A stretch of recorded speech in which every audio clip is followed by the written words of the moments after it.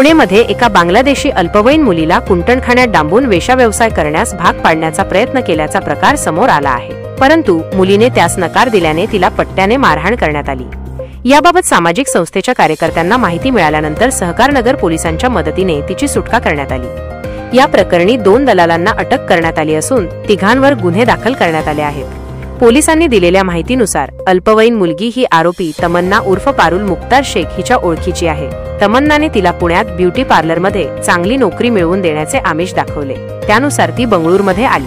तिथे तिला रकीब खान या आरोपीकडे ठेवण्यात आले, मात्र नोकरी न देता तिला वेश्या व्यवसायात ढकलण्याचा प्रयत्न करण्यात आला।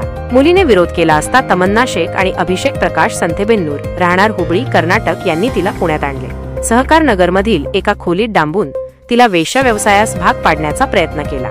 तिने वारंवार नकार दिल्यानंतर पट्ट्याने मारहाण करण्यात आली। खोलीत डांबलेल्या अवस्थेतच मुलीने मोबाईलद्वारे बांगलादेश पोलिसांशी संपर्क साधला।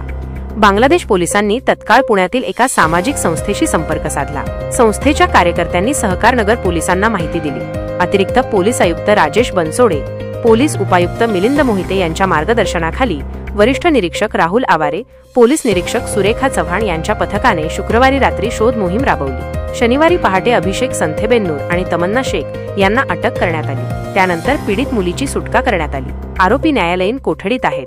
तिसरा आरोपी रकीब खान फरार असून त्याचा शोध सुरू आहे।